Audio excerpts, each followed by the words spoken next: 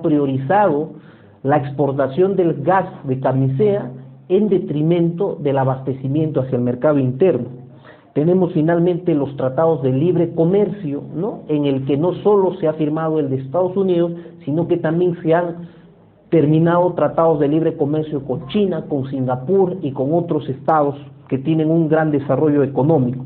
En resumen, cabría sostener de que este periodo ha estado marcado, esto de la última década ha estado marcado por un crecimiento económico en términos de Producto Bruto Interno, pero con un retroceso en la implementación de políticas sociales, es decir, el estado de bienestar que debía implementarse en el Perú, una vez más ha sido postergado.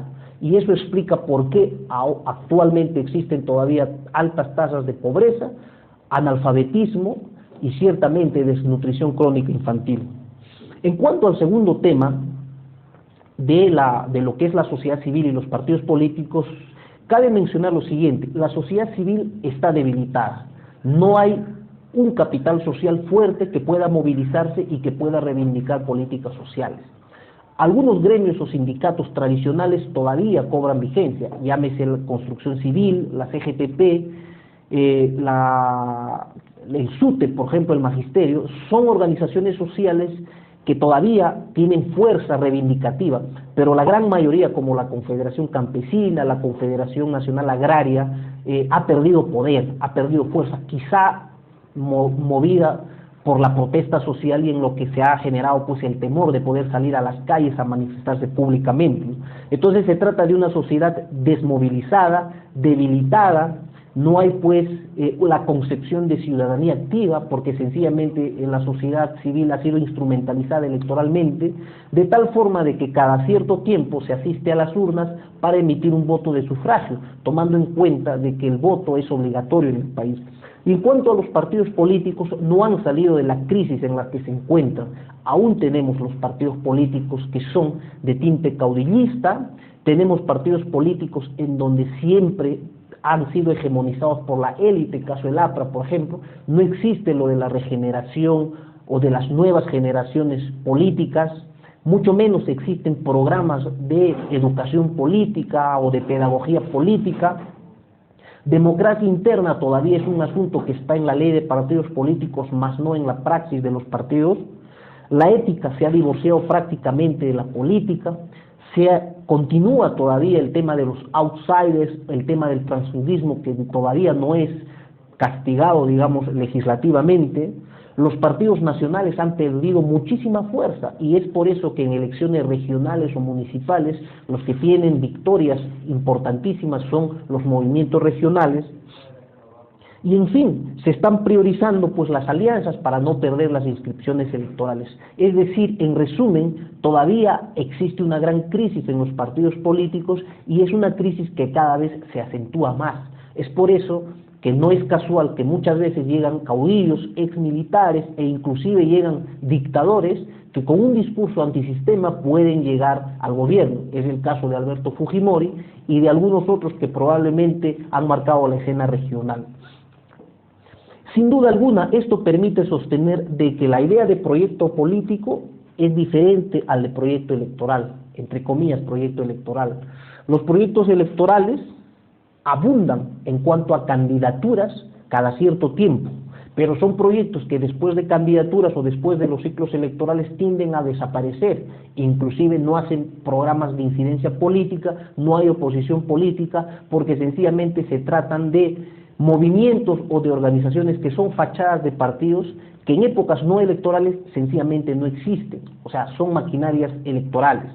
Y lo que es proyectos políticos de más larga data, que son carentes en el país, pero que hay algunos intentos por generar nuevos proyectos en los que ciertamente la unidad en base a propuestas programáticas y no tanto ideológicas es el eje central.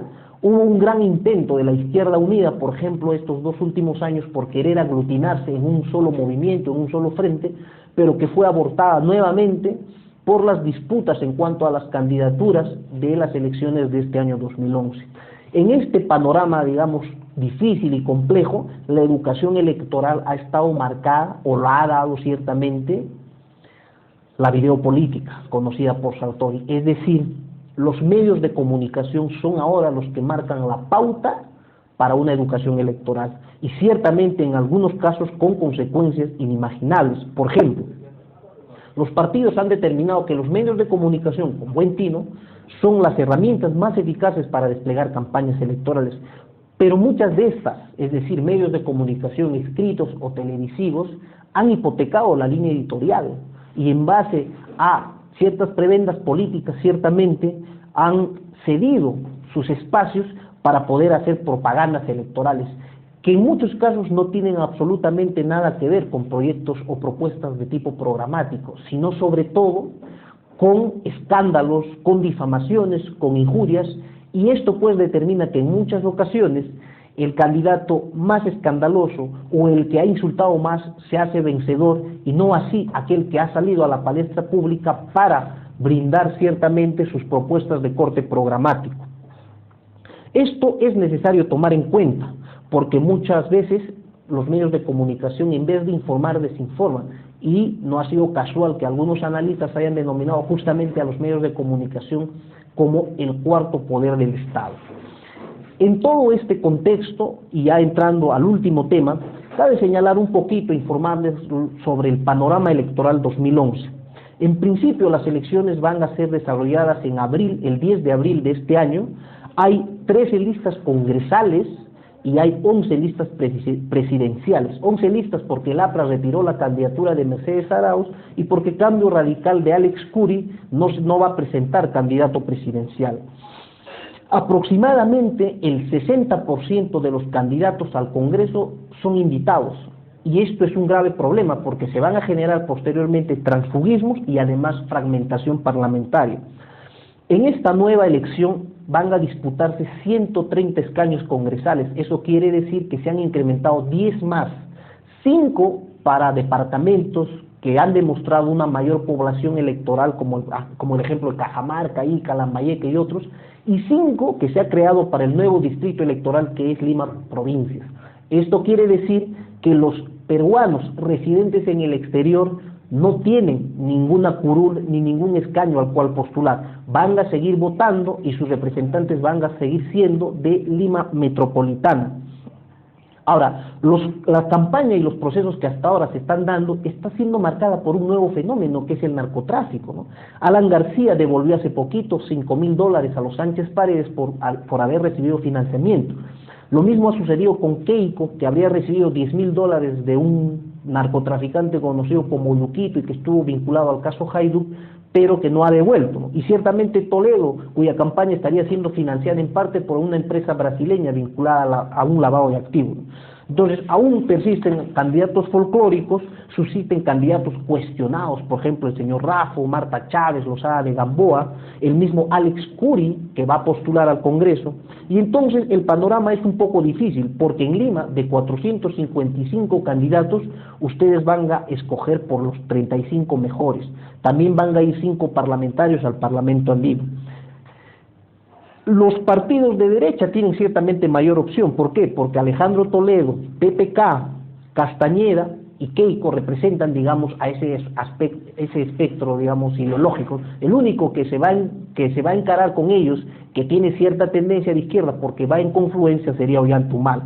Las encuestas actuales están dando todavía como primer lugar a Alejandro Toledo, seguido por Keiko Castañeda y un Ollantaytamala que se va acercando. Este es más o menos el panorama electoral. Algunos candidatos como PPK prácticamente no tienen opción, todos los demás partidos políticos no tienen opción. Alejandro Toledo ha llegado a su techo, un 28-29%, Toledo todavía cuestionado, y el que está subiendo es Ollantaytamala. Para terminar, quizás sentar una reflexión. Yo he asumido una posición crítica en sentar estas reflexiones. Creo que al final lo que se trata es de llevar un voto informado a las ánforas, de que nuevamente el Perú no tenga esos representantes que representan intereses particulares y no nacionales, y por tanto mi mensaje final sería de que revisen los planes de gobiernos que están colgadas en la página web del Jurado Nacional de Elecciones.